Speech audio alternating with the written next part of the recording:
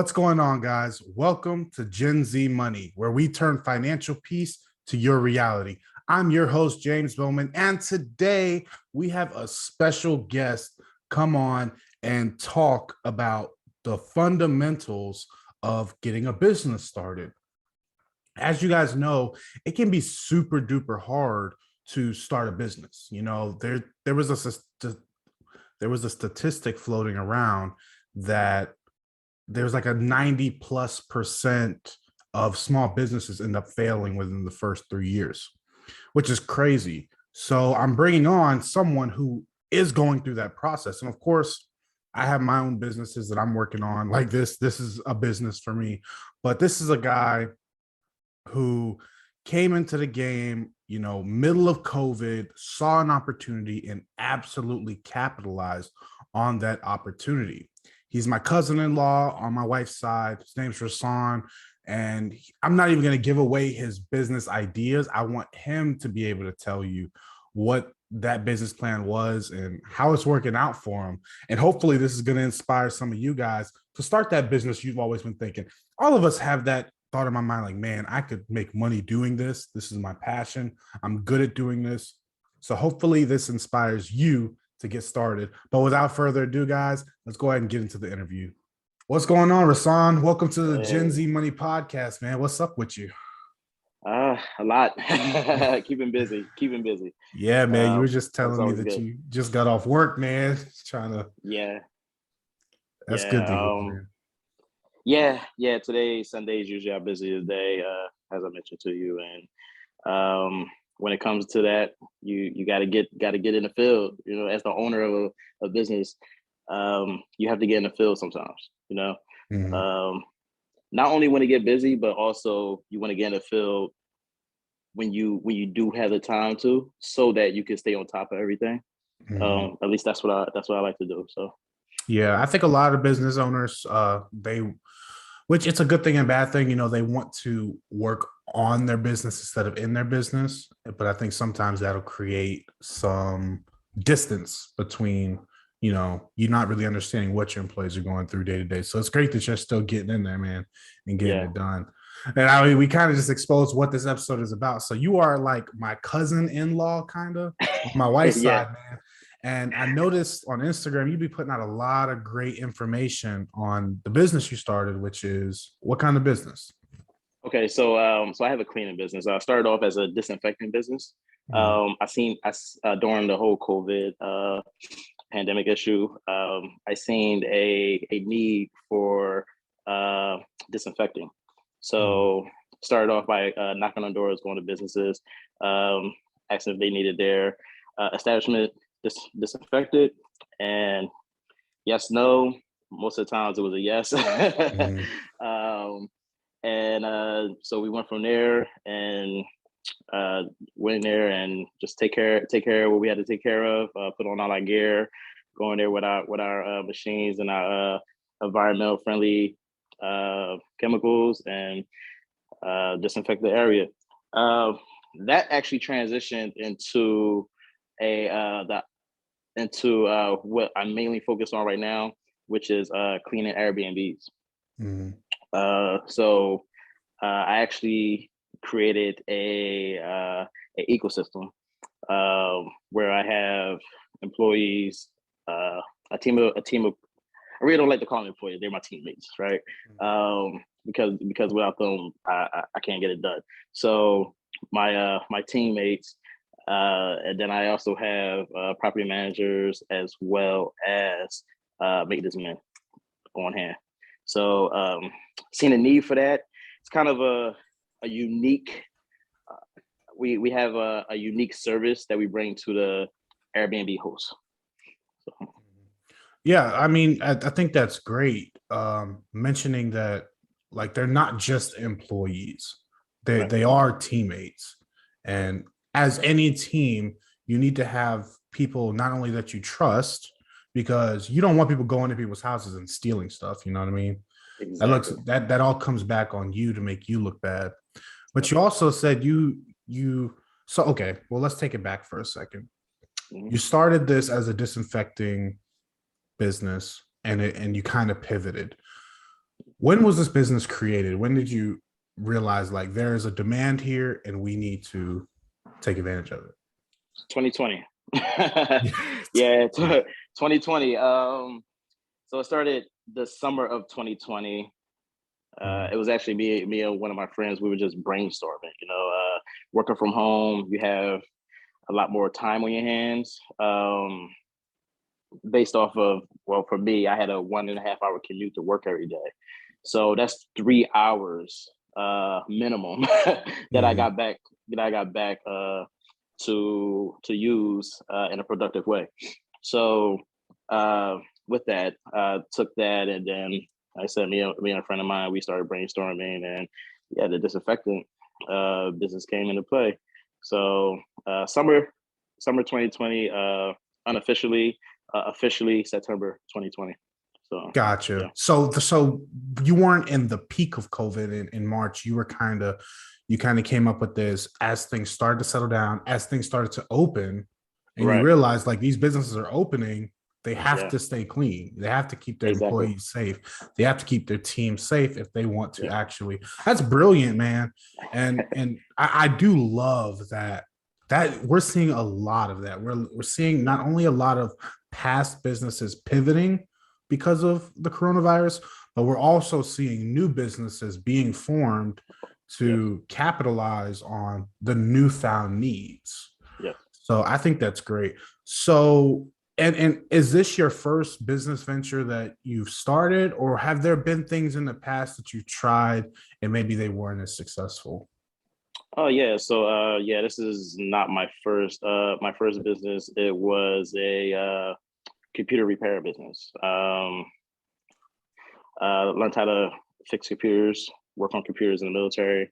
Started off getting my A+ certification, and just learned basically everything there was to know about taking apart a computer, putting it back together. Uh, so I was basically like uh, a mobile individual when it came to fixing and repairing computers, laptops, uh, and then that actually transitioned into mobiles. So Mhm, I started fixing cell phones, and so yeah, it was that was pretty lucrative, but it was very demanding. mhm, Yeah, it was very demanding. It got to the point where I was just like, I felt like I was working, you know. mhm, So I was like, all right, I have a job. And then I had this other business that I created. So at the time, I didn't really grasp what it was to be a business owner. I just wanted to have a business, right? So and I seen that I had a opportunity to make a couple extra money on the side, right? mhm. So something that turned into a hobby. That turned into making money on the side. So, but that was my first business. But I really can't consider that my my first business entirely. Mhm. It was a The side one I have, hustle. yeah, it was a side hustle. Yeah, the Gotcha. one I have now, it's an actual uh running machine right now. So Mhm. yeah. That's great, man. So, looking back, do you remember if there's any mistakes or anything you did great with your first business that kind of helped you in the business you have today, like scheduling or just anything that you learned in the past that you ended up benefiting you in this business? Oh yeah, time management. That was Mhm. like the main thing with the business I had before. And that's because, like I said, working a full-time job, and it was the side hustle business was very demanding. So I had to have a lot of time management with that because people wanted their laptops and phones back in a timely fashion. So and, Mhm. and you gotta understand, this is a while ago. This is before the kiosks in the malls to fix Mhm. your cell phones. This is back the iPhone like 4 or something. You just Yeah. dated yourself, man. You just dated Yeah. yourself. Yeah, I did. I, Yeah, I hear you, so man. Okay, so let's transition into this business today. So you started as a disinfectant company, and then you, well, let's just go back to that. Were there any early struggles that you faced when starting this business that you can recall? Oh God, yes. Again, time. Mhm. You get 24 hours in a day, and when you have a full-time job, a full-time family, and then you have your business, uh, time is everything. And managing that time, I did have issues with that, because this is the first time I had a business, and a family. Mhm. You see what I'm saying? Yeah. So before I had, it was just me and my son, but he was mainly with his mom. So now I have a full family, and a newborn at that. So Mhm. yeah, so time is everything with that, and had to make sure that you put the time in for the family, which is first always, the business, and of course, like I said, I have a full-time job also, and then the fourth thing to throw in there is that uh, I'm Air National Guard as well. So Mhm. yeah, so Yeah, so you definitely got your plate full, man. yeah, Trying to juggle all these things. yeah. So, what led to that pivot in going from just disinfecting to Airbnb cleaning? Because, like, I do own real estate. I'm looking into getting some short term rentals. And that's one of the like big checklist items that you need. You need someone you trust. You need a business that you trust to do your cleaning and your maintenance and things like that. So, how did that transition take place? Mhm. Okay, so it was actually when I'm cleaning just around the house. uh that's my time to actually think, and it's like therapeutic, right? So I was like, man, like if I could just have this as a business, it won't feel like work. you know so that's really how it went. Again, me and my friend, we were brainstorming, and we talked about the disinfectant before, and then we were just we started brainstorming together again, and then it was like, yeah, Airbnb, um and my thing, and I will tell you this, my thing when it comes to being a business owner, uh I didn't have that tenacity to go knocking on everybody's door. So I'm saying, I had to make myself go do that. Um so he actually told me about an app that you don't even have to go really knocking on doors. The Airbnb host, they solicit cleaners, Mhm. and I was like, wow, this is awesome. It's it's like having a just having a dating app in your pocket, Mhm. Yeah. you don't even have to leave the house to look for hosts, so uh yeah, that was like a big start of the pivot process. Mhm. And I created my profile. I um i found out what I needed, um, and by that I did my research. Everything's on YouTube. YouTube So University, baby. yeah, I ain't knocking it, man. yeah, YouTube University, man.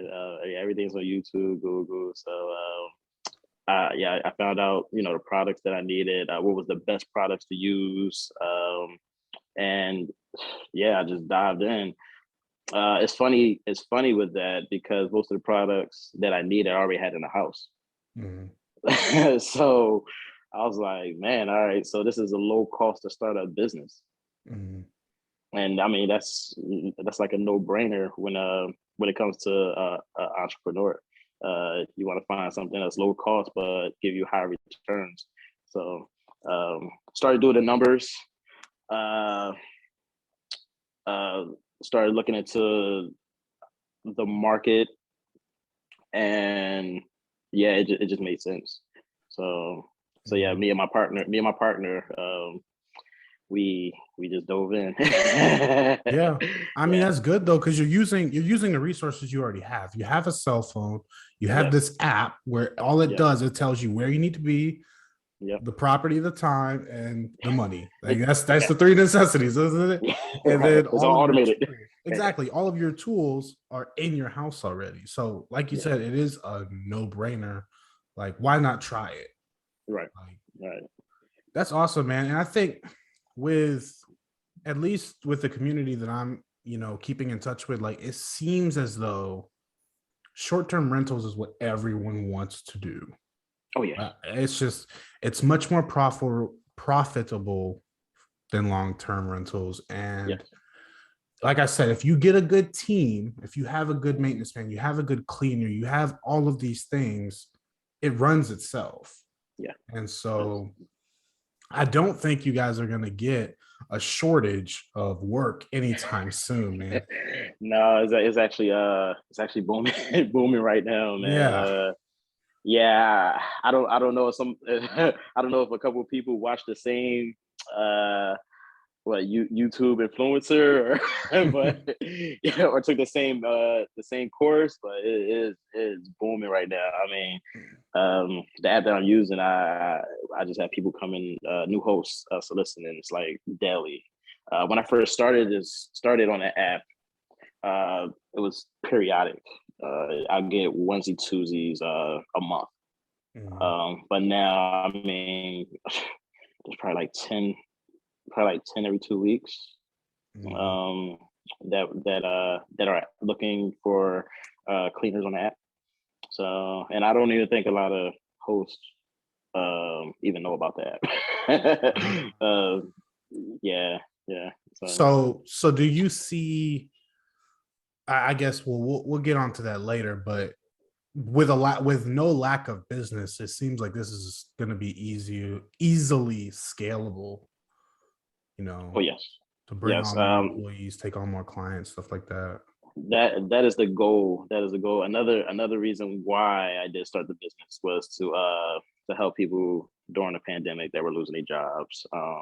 Cleaning is something that's not going to go away, Mhm. especially during the pandemic. So so I was actually able to help out family, friends, and hire on some 1099 contractors, and it was more of a blessing, than anything, Mhm. to be able to do that. So yeah. Okay, well, let me ask you this: since you mentioned it, can I get a job? No, I'm just kidding. No, no, no. Come on, Okay, man. all right, I hope you. I but hope you start up everything down there, man. You don't need a job. I hope you start up everything. no. uh, okay, no. So you mentioned hiring family and friends like that. Like I have a rule, and it's just me personally. I don't do business with friends and family, and it's just me personally. How do you manage that relationship? Like, even though you are their family, you are their friend, Mhm. but you're also their, we're going to use the term very loosely, but you are their boss, you're their Right. employer. How Right. do you manage that relationship? Because essentially you're wearing two different hats. Yeah. So I let them know from the gate, um, that family time is family time, business time is business time. Mhm. If you got to get terminated, you got to get terminated. Um, the business that I started, it was to help not only me but others as well, right? And if you're not bringing your A game 100% every day, then you're really just wasting everybody's time. So you're wasting my time, you're wasting your time, you're wasting the host time. So Mhm. and then you're wasting other people's time that are actually that actually want to be in the position that you're in. So so that's how I put it. Yeah, that's very uh, blunt, but it's honest. It's yeah, honest. that's how I put it. Again, circling back to just being in the military, I know you was in also. Mhm. Um, just being a leader in the military. You get to become family with your comrades, but you also have to know when to turn that friendship, family off and make sure the mission gets complete.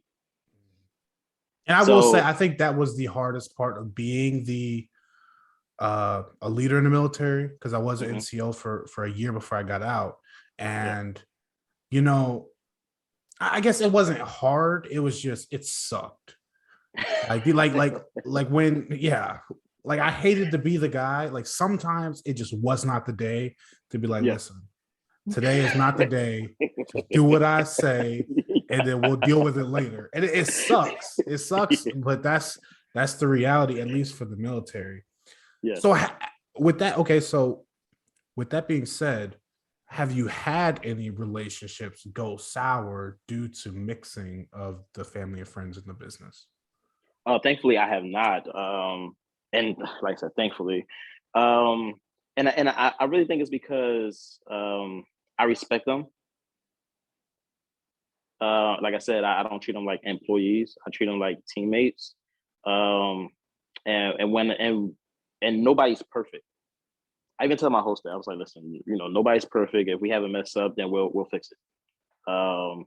So nobody's perfect. I don't expect anybody to be perfect, but I do expect you to, bring 100%. So, so so with that being said, um, when I talk to them, I talk to them like a human being. And if they do mess up, I talk to them like a human being. Mm. So I'm not going to come at you screaming at you. I'm not going to come at you belittling you. I'm going to let you know, listen, this is what it is. This is how we're going to have to fix it. Um, and if there is an issue, then that's not the right place for you. There's no hard feelings. So no, but I haven't lost any friends or family due to the business. So, and I've had let's say about five or six, yeah, five or That's six great, friends man. in And I business. guess Yeah, that's information for the viewers to like. I mean, will I ever do business with friends or family? Maybe. I'm not going to yeah, say never, but it's going to be very, very black and white. And hmm, we're going to have to separate family from business. Like we're not talking business at the dinner table, just right. like No, we're no, not no, talking family when we're in the business meeting. And so exactly. as long as you keep them Exactly. separate, I do think you can do it. It's just I'm not Hmm. ready for that yet. And that's just me No, I personally. understand.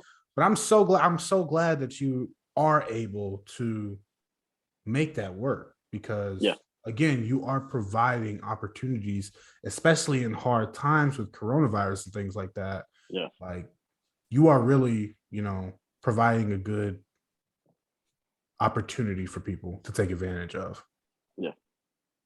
So, since you have had a business fail in the past, Hmm. what advice would you give someone who's also had a business fail and they're trying to get a new business off the ground? Um, so with that, I don't consider any business a failure. It's a lessons learned. Mm-hmm. Yeah. So you learn from um, those lessons, and you use that to do better, do better in the next business. Uh, I just recently heard about Warren Buffett. He said that if he don't even invest it with people unless they unless they failed in two businesses. Mm-hmm. You know, because it's like basically how you going how you know how do you know?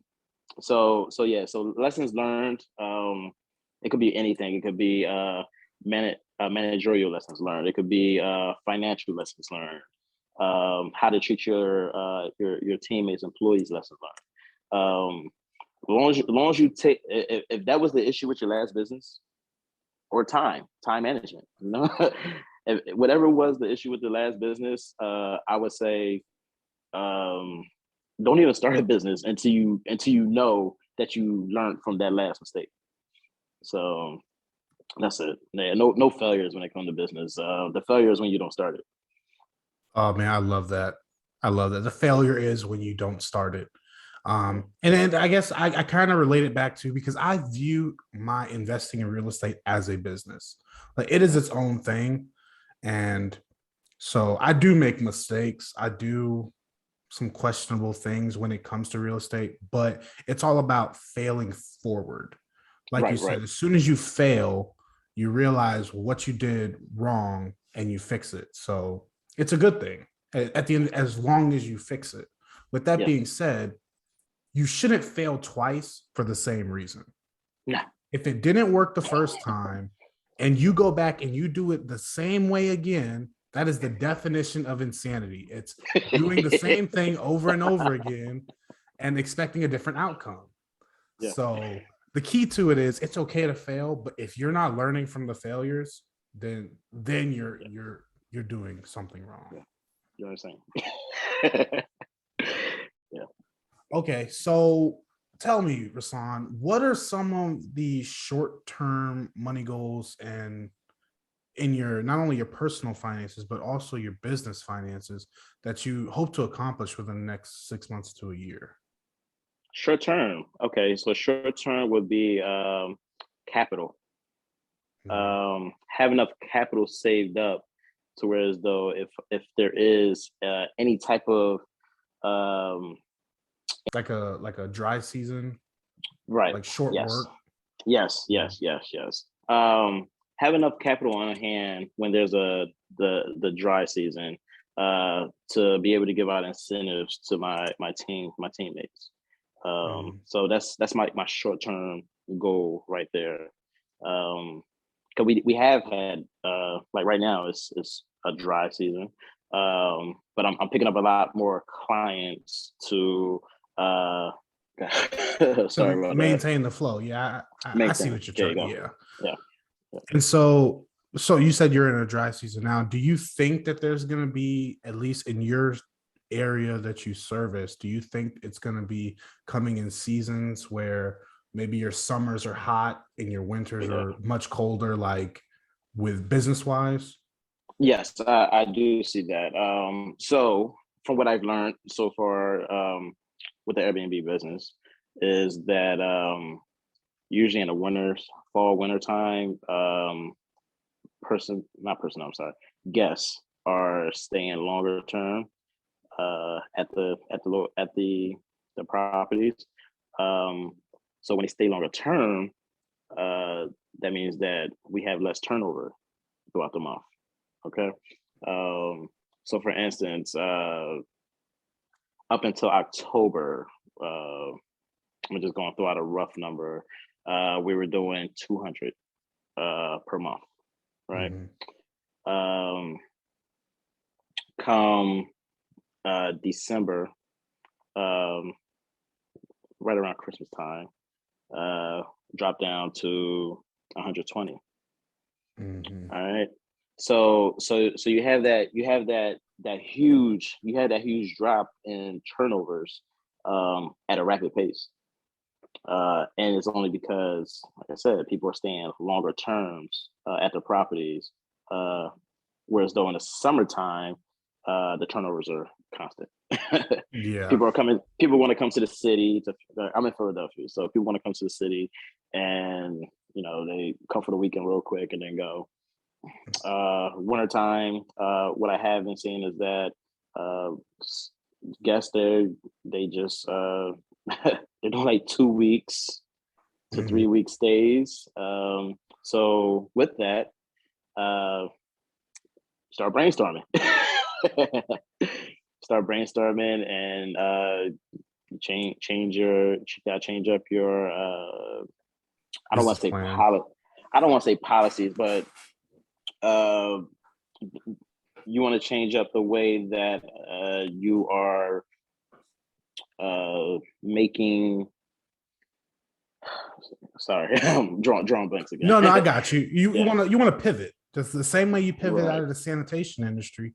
You realize Yes, this Airbnb thing it is seasonal and yeah. income does fluctuate, so you need to pivot. It's good for the host. It's good for the host Mhm. when that happens because they want to keep people in the properties at a consistent rate so that they can generate more income, correct? So, or revenue, sorry, revenue. So with that, what I did was I talked to my host and I let them know, like, all right, listen, to keep my people gainfully employed, uh, instead of us, instead of your guest staying in the properties for, let's say, 2 to 3 weeks, how about once a week or once every 2 weeks, we come in and we do a cleaning, just to make sure everything's fresh. And then also just to make sure that the property is not being destroyed.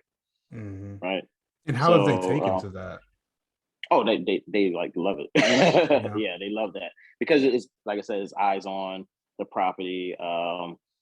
You, I've been in properties where guests have been in there for 2 weeks plus, and I mean, you just walk in there and you be like, okay, this is mayhem. Like, Mhm. what is going on here? So, so it's a good thing, and they love that, and that's what we're doing now. So that's how we're getting through this dry spell, Mhm. right now. So yeah, That's a great way to pivot, doing the periodic cleaning, because, well, first of all, I think cleaning up after a weekend guest is yeah. much less tedious than cleaning up after a 2 week long guest. It is. It is, Yeah. especially if they have dogs and cats and yeah, Mhm. Yeah. and kids. So And so yeah. I think doing a periodic cleaning, and you guys do, you manage the properties too, right? As Some far. properties we do manage. Mhm. Others, the host, they may manage it, or they have a whole separate um, property management team. So, but Gotcha. the properties that we do manage, we do have a little bit more flexibility with that. Gotcha. Yeah, I think that's awesome, man. I'm sure you guys are going to come up with more ways to pivot, whether it's, you know, I don't know, offering lawn care or snow removal. I don't know. I mean, Oh, there's, so we do. yeah, yeah. See, there it Yeah, is. I yeah, mean, we do. snow Yeah. removal, Yeah, especially we in do smoke. Philadelphia. Yeah. We do snow removal. Have our maintenance men do that. If it's like really busy, I mean, we have like, let's say, 15 to 20 properties that need snow removal that morning. Then I get up. I drive up from Delaware, get in my car, straight to Philly. Got my shovel. Got my got my got my shovel. Had my salt. Yeah, And man. Get I'm it going to done, work. man. So yeah, I'm going to work. So Yeah, you however you got to get it done, you get it done. you can't be afraid of some hard work, man. Especially as Uh, an entrepreneur, you real it sucks, but it's like no one's going to do the job as well as you. Or that's facts. if they do, it's really hard to find the people that'll, because no one cares about your business more than you do.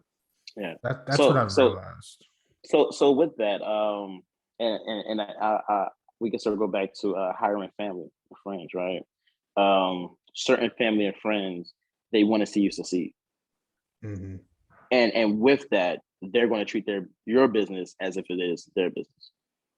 So, and I have noticed that. One of the major key players with the business is my little brother. Mhm. so and I mean, he goes hard for us. He yeah, he goes hard for us.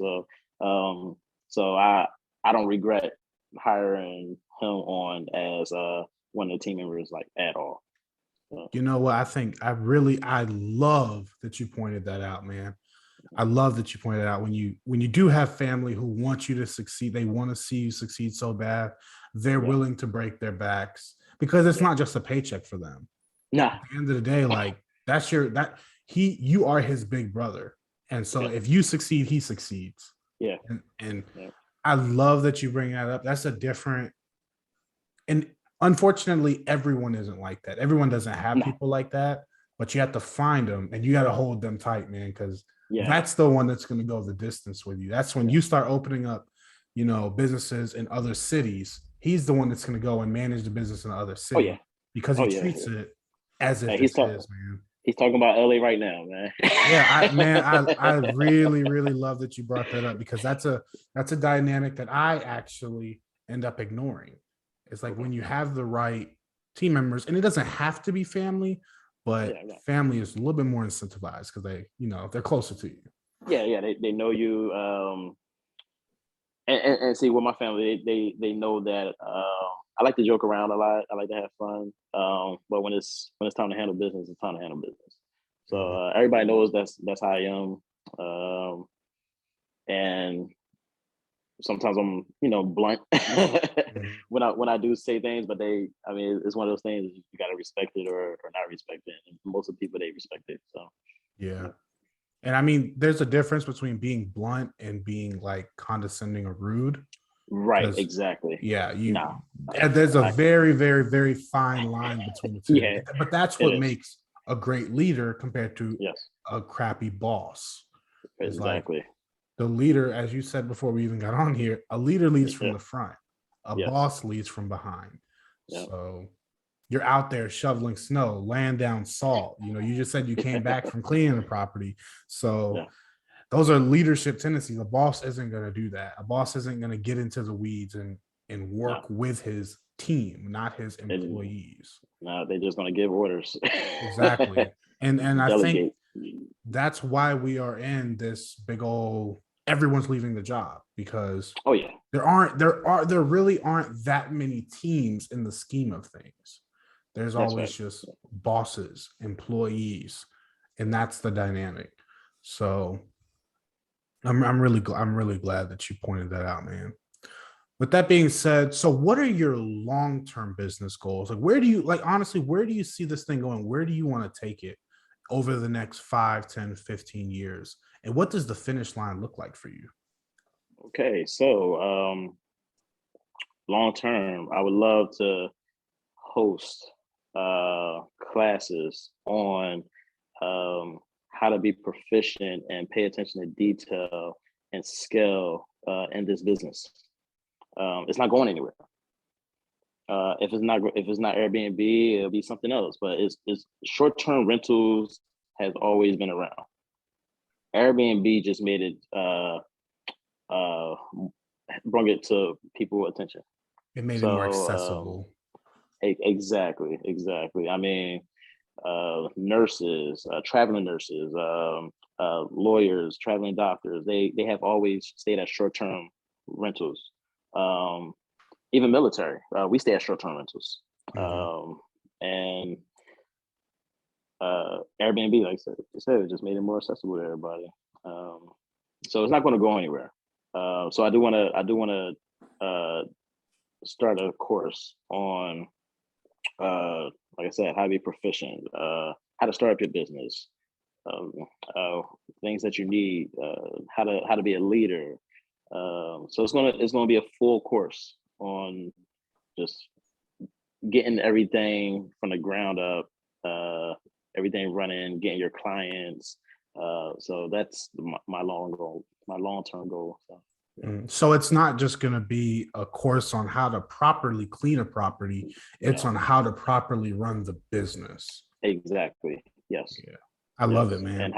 and when to scale, Mhm. because when you scale too fast, um, you miss you can miss you can miss the details, and when that's when you scale too fast. But when you take your time and actually learn, um, then you learn how to run a business. That's number one. Mhm. How to going back to time management, how to manage your time with that business, and also with your family.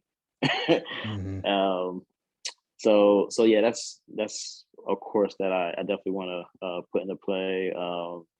And yeah, so I wouldn't say that's going to come 5 years from now. That's going to be way sooner than that. Mhm. But I do see 5 years from now that I have a team that's traveling out to LA and teaching how to do attention to detail when it comes to short term rentals, because that's a very major part when it comes to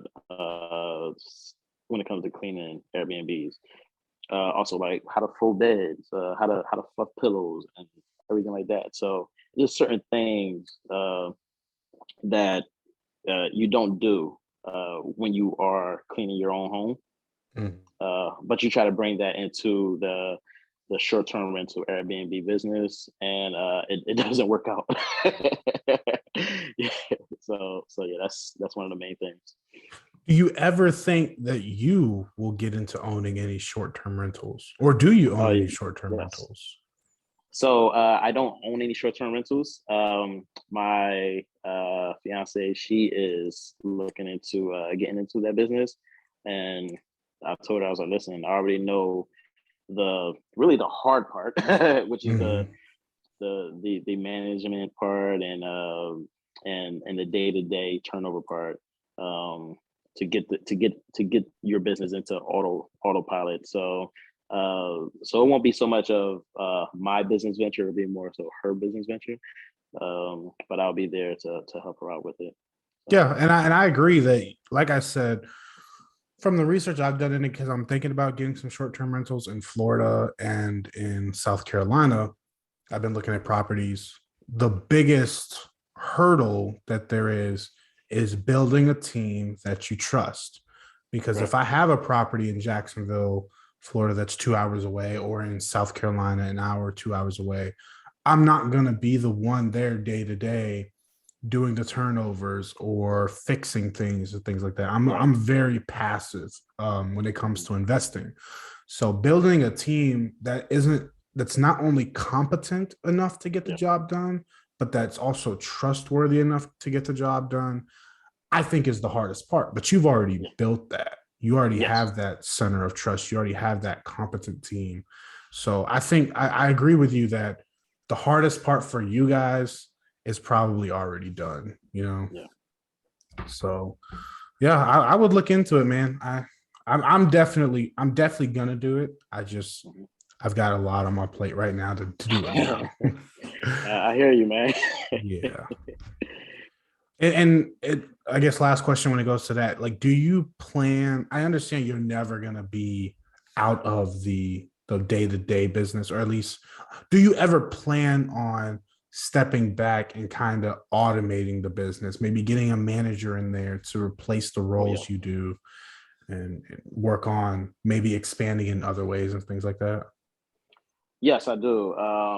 And of course, that would come down the line when we scale up to the next stage. As I mentioned before, when you're in business, you got to know when to scale. You also got to know when to scale back. Um, so right now, I'm at my sweet spot Mm-hmm. where I could still manage my time with my family, manage my time with my full time job because I'm still an employee. Uh, Manage my time with the military, with my obligation with them, um, and then manage the business. So I'm at my sweet spot right now. Uh, one of the things that I had to learn was how to interview. Mm-hmm. um, I've I've interviewed for positions in the IT field. Um, I've interviewed candidates for positions in the IT field, so on and so forth. But it wasn't my business, right? Even though I look for the best person to fill those positions um, for my employer, um, it's still a different feeling when you're hiring somebody for your business, right? Um, so I was very meticulous Mm-hmm. about who would actually be working and the vetting process also uh, with the team members that were coming on. Yeah, I was very meticulous about who was working with me. Um, so that goes back to the scaling part.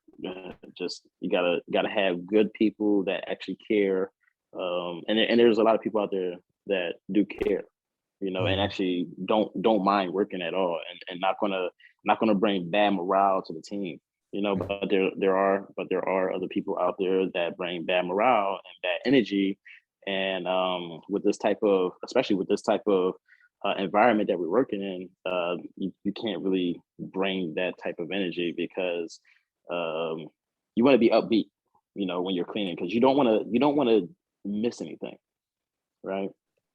So that's one of the big things right there. And I think you don't want to be miserable in your job. I think No. there are so many people who are absolutely miserable in their job. Like, I'm not gonna lie, the last job I had when I Yeah. was driving over the road, I was only home once a week. I was Hmm. miserable in that job. It was like I left Okay. Sunday, came back Friday, and I was miserable. Now I have a job where I'm home every single night with my wife. I Yeah. have time to do things like this, to put out content that really brings me joy. And I Yeah. love the people I work around. Like, now I'm working in and out of the ports. I love the other drivers. I love the people who work in and out of the ports. Yeah. It's just the morale is completely different than being out there. And so Yeah. when you can tell the quality of work is different from people who love their job and Hmm. people who just need to make a living. So, So so I will say this. One of the things that I do tell the host, and like I said, nobody's perfect. So when we do have issues, and we've had ran into issues where the place wasn't as clean as it should be. Um, when I go talk to my personnel, I let them know. I'm like, all right, listen, I have pictures to show. What the issues are. We're just gonna have to remedy these issues. Um, my the hardest part about that is bringing down their morale, right? I don't want to bring their morale down. I just want them to, just fix the issues that was brought to my attention. Um, and that goes back to when I say the interviewing. Uh, when I interview people, I ask certain questions to see how are they with taking constructive criticism, right? Do you get angry if I bring something to your attention? Like how does that make you feel? So because we can't deal with that. I can't have personnel on the team that when I bring something to your attention, that's bad. You just blow up, you know. Like that messes up the morale for the person that you're working with, because we work in teams sometimes. So that messes up the morale for that person. And I'm a big advocate of morale. Good morale produces productivity. Good productivity. So I'm a big advocate of that. So I try to keep the morale up no matter what. yeah, I think there are two separate sides of the spectrum when it comes to doing things like constructive criticism or correcting mistakes. As Right. you said it 100 times, and I love that you keep saying it. We're all human. Maybe this is the 10th property that they clean that day, and Mm-hmm. they dropped the ball. Yep. There's two different types of people. There's the people that there's the leader that they won't say anything to them. They won't let Mm-hmm. them know they messed up. They'll fix it behind their back. So the employee thinks they're doing everything right. But the Right. leader The knows, worst thing. the leader knows, like, no, you're not doing everything right. So they have this Mhm. false sense of security that, and that's one side of the spectrum. But then the other side is they jump down their throat. Look, if this happens again, you're fired. This is unacceptable, blah, blah, blah. Yeah. And we've all had, I think we've all experienced that in our Oh, lifetime yeah. at some point. Neither one of those are efficient. No. Okay. No. Finding that middle ground to say, like me as a leader, when one of my guys messed up, at least when it came to work productivity or doing something Yeah. wrong at work, I never fixed it behind their back, but I also never jumped down their throat, Mm-hmm. because a lot of our working was learned on the job. So I'd say, Yes. hey, look, you messed this up. Let's go fix it together. E- Like, Exactly. let's go That's fix it exactly what I together. do. Exactly. Yeah. Because not only are you showing, you're holding them accountable for their mess up, but Mm-hmm. you're not being condescending, because some things maybe I didn't teach you right, or maybe this is something no one ever taught you and you just tried it Right. to get it done your first way around. So whatever it is, I'm going to go help you fix it. That way, not only do I know it got fixed, but I also know that you know how to do it properly the next time. And it's not a condescending thing like I had to hold your hand. No, but that's what being a leader is about. I'm not holding your hand. I'm there to help, and I'm there to ensure it gets done properly. And I think there's a really, really good balance when you get in the middle. So it's great to hear that that's kind of the approach you take. And I mean, all leadership styles aren't the same. So some people might be like, look, you need to go fix this and let me know when it's fixed. If that's how you want to do it, that's on you. It just depends on how your teammate takes it. Yeah. But it worked for me. It worked. No, and that's exactly what I do. Yeah, if I have an issue, or if I get a call that there is an issue, first and foremost, I go to the property and check it out to see if it's really a real issue or not, because we've had guests that did some fraudulent fraudulent claims that the Airbnbs weren't clean properly. So I go there just to make sure, check it out, and we also take pictures after every cleaning. So I check the pictures to make sure that that everything is good before I go, and then when I get there and I see that, oh no, that was clean before you got here. You're just trying to get a discount on your stay. That's another issue that we had to deal with, and I had to tell my teammates to make sure that they document each cleaning. And at first, when we first started, like I said, it's a learning process. I didn't even know, to how to document cleaning, how to take good pictures of the floors, how to take good pictures of the countertops, just everything within the property, just to make sure that you're covered with CYOB, cover your own, so that you make sure that you're covered, and then you also making sure that the host is covered as well. Because at the end of the day, this is a service that the host is providing to a customer. So last question. I know I'm hitting you with a lot of questions that we didn't, but all I'm loving this. All good man. questions. So before we get into the final questions of the podcast, I want to ask one more thing. Do you think that your military leadership background has made you a better business leader? Absolutely, yes. Me and my business partner, he's in the military also. So I met him, one of my comrades, and we both say it all the time that we actually just had a conversation this past weekend.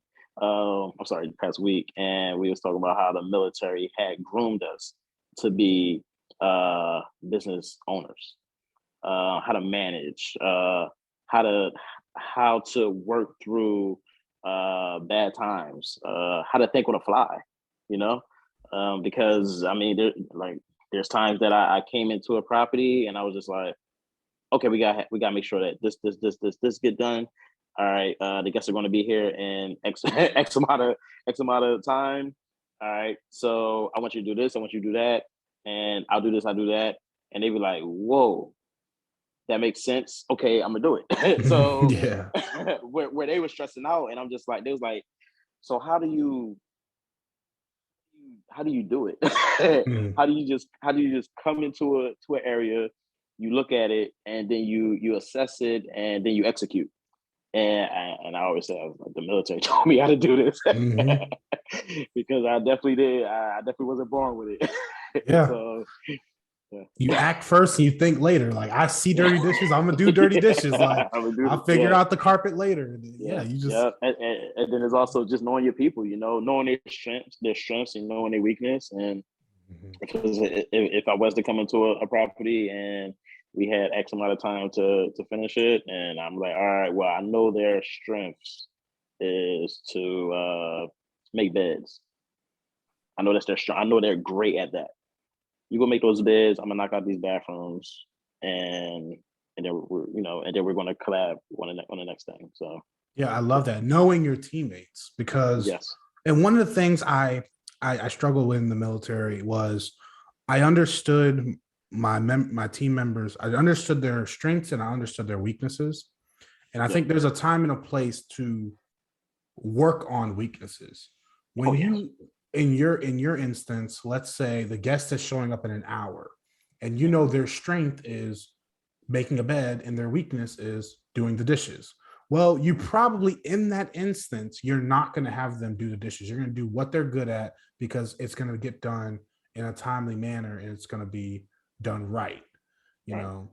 But let's say the turnover, the guests aren't even going to show up until the next day and you have a couple hours. Maybe you might play to their weakness and be like, hey, look, you know, maybe you can do the dishes this time. I know it's not your strength, but in order to get better at doing it and wiping down glasses or whatever, I'm not sure what all goes into it, but you know, being able to assess like this is a teaching time and this is a execute time, and we'll learn a little bit more later and work on it a little bit later. So that's definitely something I was okay at it. I was okay at it. I definitely I knew all their strengths, but it was working on their weaknesses that ended up, that's where the conflict was. Well, like, I mean, working on your own personal weaknesses is tough enough, you know. So helping somebody work on their weakness, you know, that's going to be 10 times even harder. So, so it goes back to just being a good leader, know how to talk to people. I know you could do this, you know. I just look at them, just look at the person. So I know you could do this. Even if you don't know you can do it, I know you can. Right. Yeah. I know you could do it. So, all right, Rasan. So we're man. gonna get into I love it, man. This is a great conversation. And I hope this is gonna inspire people to go out there and start a business, but not only start a business, but also become the best leader they can. Because people don't quit jobs, they quit their leaders. If they have a bad leader, that's what's going to make them leave, not the job itself, because most of the time the job itself they're good enough at to navigate it, but it's the environment that is created around them that makes them end up leaving. But let's go ahead and get into the final questions of this podcast episode, man. Everyone has their own definition of what it means to have financial peace. What is your definition? I've dreamt about this, right? Financial peace. So what is it? Financial peace to me is not so much being able to own a yacht. It's not so much being able to own like a private jet or anything like that. Financial peace to me is going to sleep knowing that all the bills are paid, knowing that my family is taken care of, knowing that I have a nice nest egg to just in case something happens, because anything can happen, you know. So that's financial peace, is just knowing that that I won't be in a struggle if the business was to fail or if I was to lose my job. So that's financial peace to me. Everybody's is different, you know. Absolutely.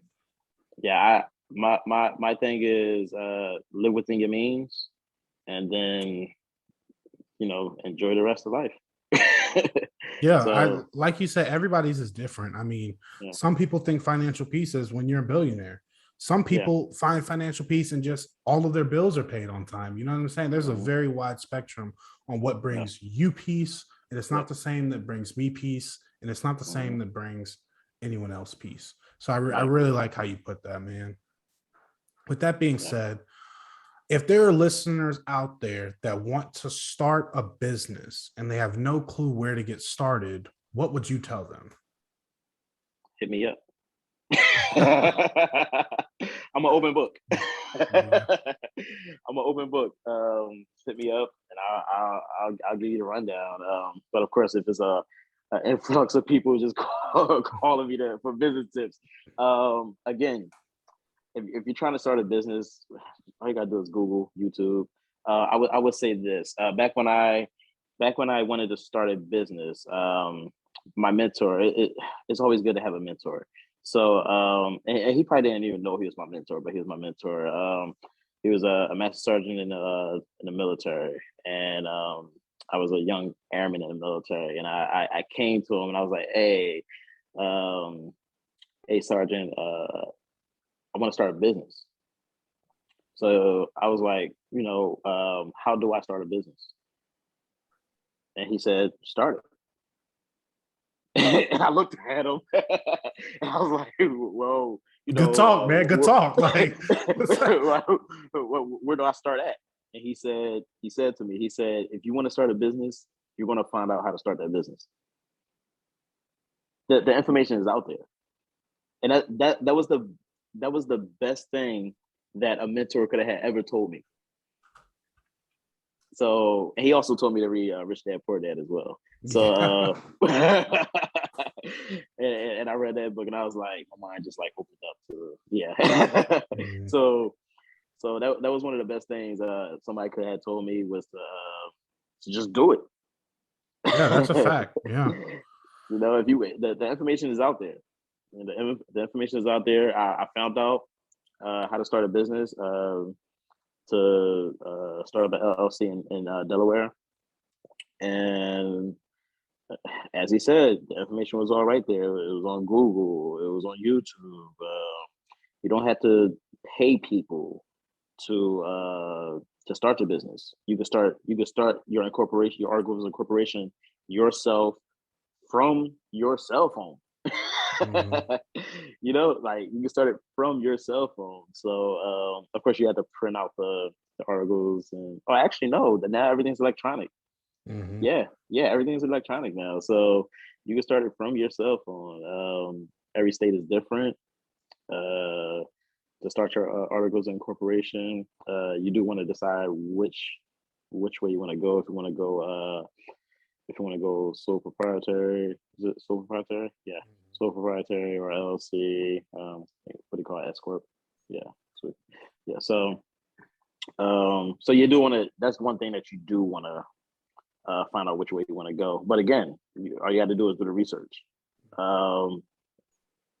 If somebody's telling you exactly what to do, you're not really learning. If somebody tells you where to go find the stuff at, then you're going to learn. Someone else's. I think when it comes to that, when you're just looking to someone for answers, yeah, you don't value the answers as much as if you actually put in the work to end up finding it, like opening up a book or searching. I mean, let's be honest, we don't need to go to the library and look in books anymore. We got a book on our phone. So it's like, but I think when you have to work for the knowledge instead of just having it handed to you, I think you do more with it. More with it. That's why, yeah. And I mean, even for this podcast, like, I didn't think anybody would listen to it because, like, who am I? I'm a 23-year-old kid. Like, what do I know about finance, honestly? And people are actually finding value from not only the things I say, but also the people I bring on, like you. I'm not an expert in everything, but I put the information out there. It's just their job to take advantage of it. Right.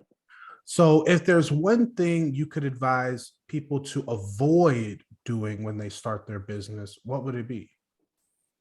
Avoid the naysayers. That's the one thing you want to avoid. Starting a business, it is challenging. It could be challenging financially, but it's very challenging mentally. Because as humans, we have this mechanism in our brain that says that, hey, you may not be able to do this, and what's going to happen if it fails. And if you have people around you that's telling you that you may fail at something, well, for one, they're really not people that you want to have around you. That's number one. But it does something to you. It slows you down. It slows the process down, right? So steer away from the naysayers. Stay close to the ones that's supporting you. All right. So yeah, I love the saying, like, if normal people are doubting what you're doing, then you're doing something right. Because the normal person, they don't have $400 in savings. The normal person is up to their eyeballs in all these different debts. They're living paycheck to paycheck. And what do they know? Like, let's just be blunt. What do they know about starting a business? All they know is, and it's the same thing about real estate. And Rasian, you just pissed me off because now I'm about to go down the rabbit hole. Oh, you don't want to buy a property because you're going to be changing a toilet at 2:00 in the morning, or somebody's going to burn down your house, or you're not going to get rent, or you're going to have to evict all these people. And the naysayers. Like, and they never owned a property. Right. Just, they have an uncle's cousin's brother in-law that lives in Europe that owns a property, and he had to do an eviction one day. And it's like, no, like, you know nothing. You've never owned a property. You've never dealt with it. And I always ask people, they're like, what if the tenant doesn't pay you rent? I'm like, how many times have you not paid your landlord rent? And they're like, no, I've always paid my rent. Okay, then. Okay. Like, okay. Like, yeah. There it is. Do you know anyone who does not pay? How many people do you know that have been evicted? I don't know anybody who's exactly. Like, I'm sorry. I apologize. I'm getting on the rant, man. But that struck a nerve, man. That struck a nerve. But I will say this also: learn from people that already learned those lessons.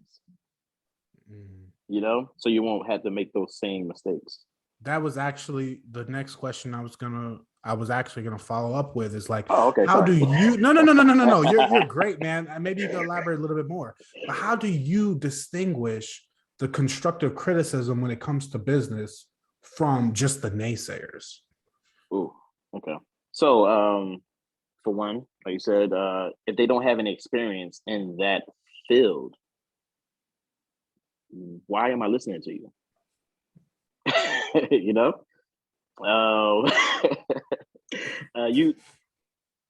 we could talk about IT, right? There's many different realms in the IT community. So you have network, you have servers, you have application development. If I'm an application developer and I have somebody that's desktop support and they don't know anything about application development and they're telling me that my code doesn't work,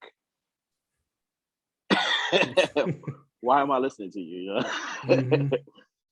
So it's just one of those things. But with the same breath, if I have another application developer that's telling me, hey, that code is not going to work, I'm gonna take a look at that. I'm gonna take a deep look at that, right?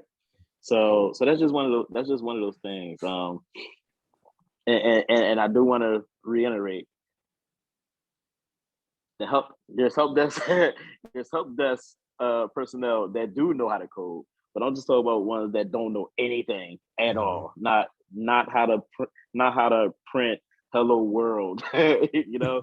So yeah, so that's what I'm saying. You don't want to take advice from that person.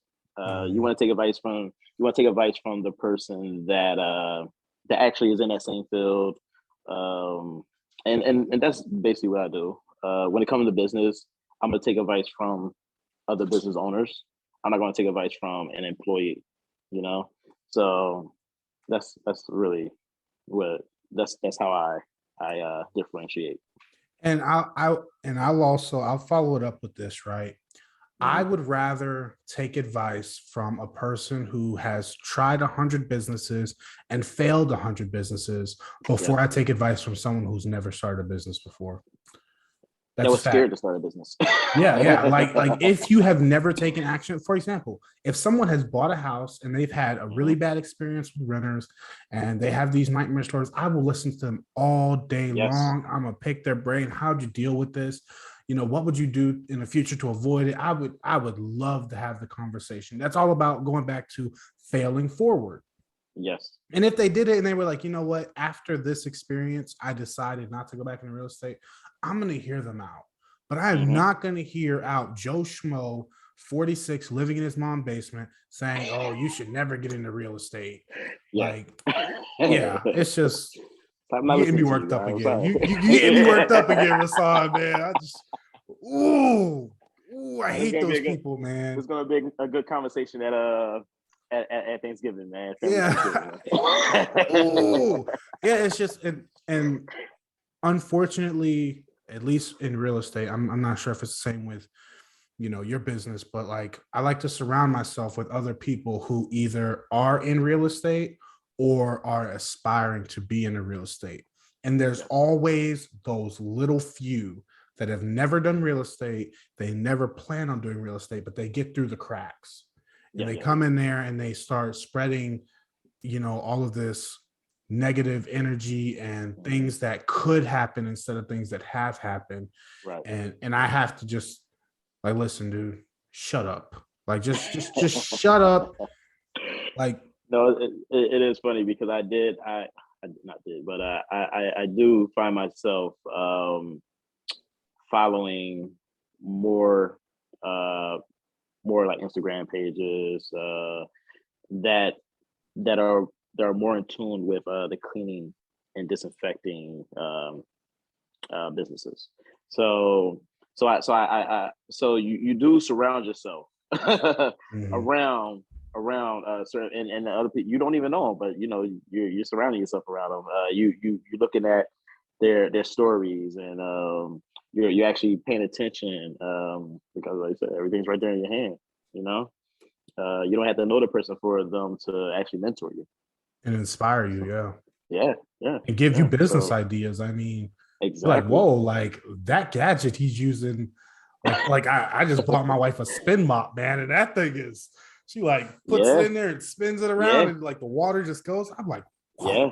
whoa, That's one of our lethal tools right there, man. yeah, man. And where'd you see? I saw it on TikTok. Like, So that goes back to just having people in your corner that want to see you succeed. My brother that works with me now, he was like, hey, I seen a TikTok where you can use the spin mop and clean walls and clean floor. You could just do everything with it. I was like, what?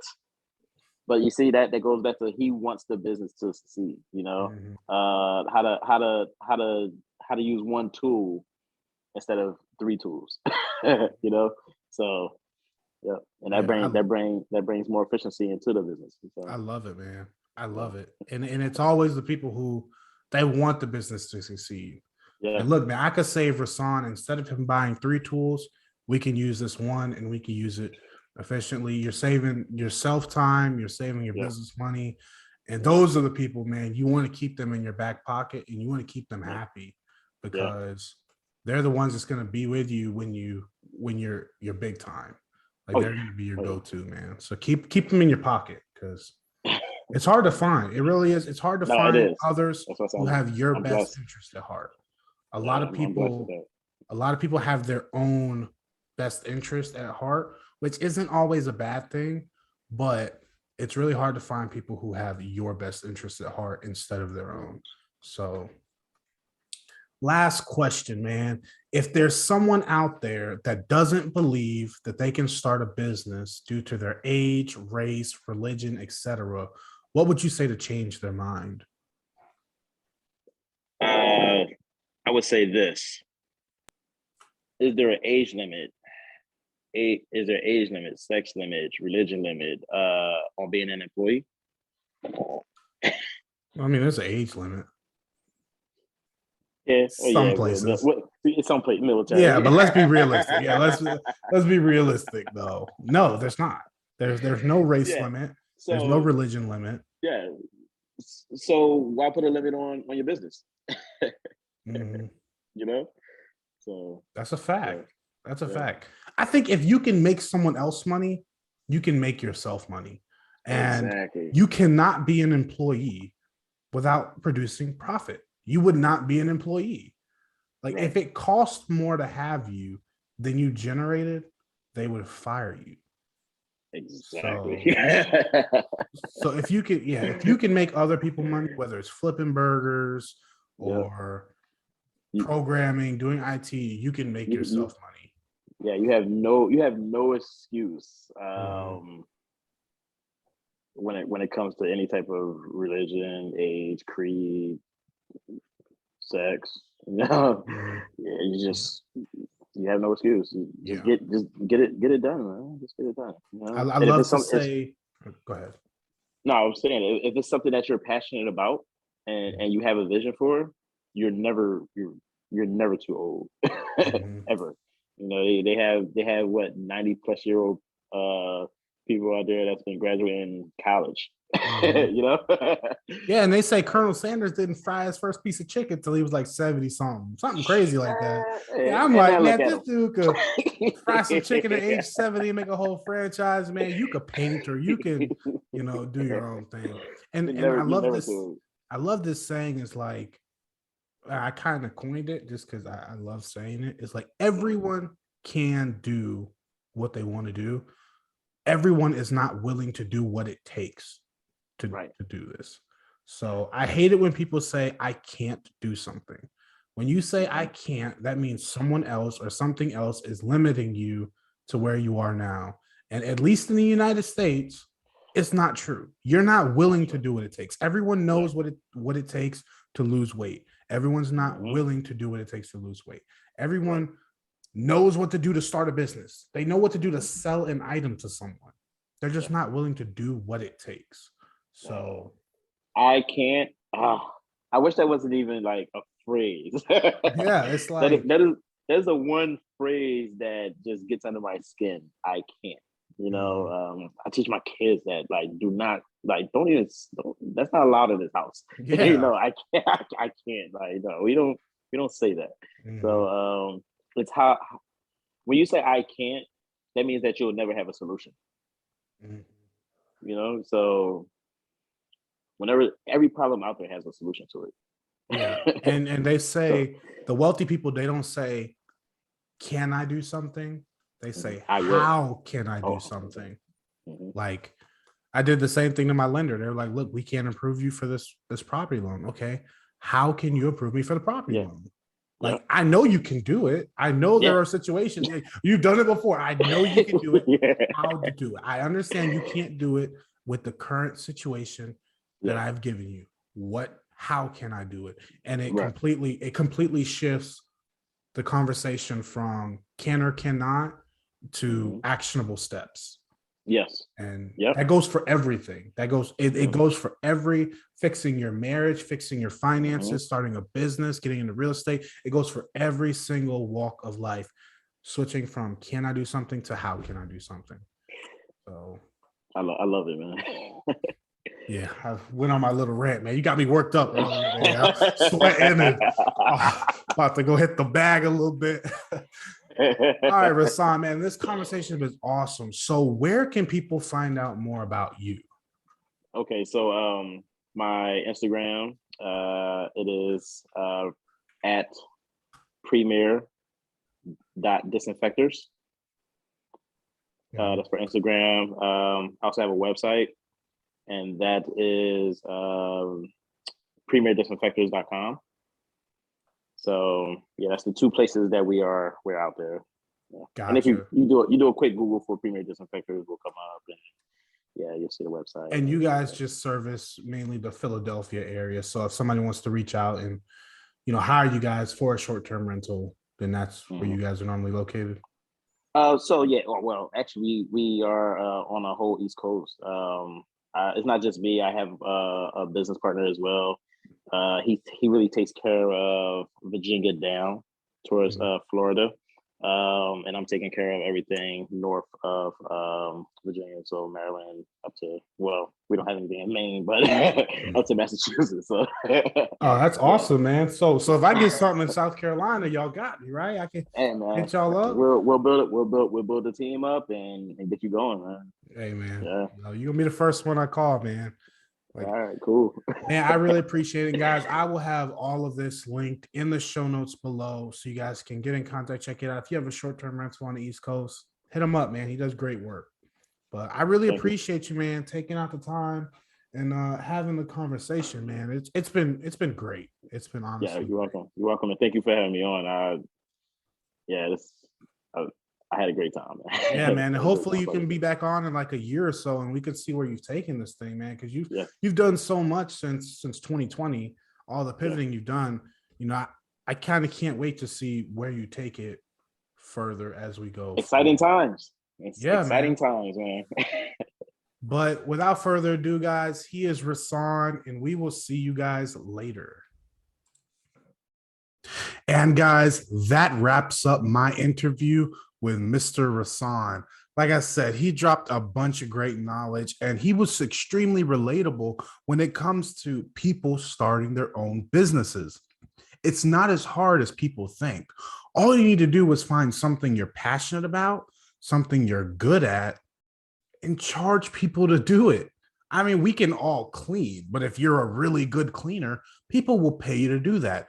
I'm not a good cleaner. Okay. I'll start in one room and go extremely to the next room and then to the next room, and I'll get nothing done in an hour. Not a very efficient cleaner. So that's something that I would pay for. Right. Also, if you're getting into short-term rentals, you don't want to be the one going in there cleaning all the time. So yes, you're going to hire this stuff out. He found what he was good at and he employed people around him and leveraged their ability and you know, their want to actually help and be good people in order to build a business. And not only are they helping him, but he is also helping them. So I really hope you guys took something away from this. And I just want to remind you guys, I do offer one-on-one coaching sessions, and you can find that down below. You can book a session with me. I can go do a deep dive through all of your finances and help you come up with a plan that best fits you. Because guess what? Personal finance is personal. If you want to start a business, if you want to start saving, if you want to buy an investment property, all these things, reach out. Let me know. You can reach out to me on my social medias. You can email me at genzmoney@gmail.com. There's all these ways to reach out. So, hey, let's get you guys rolling. But without further ado, guys, always remember, you're only as secure as your ability to perform. So spend your life accumulating assets that can perform for you. Later, guys.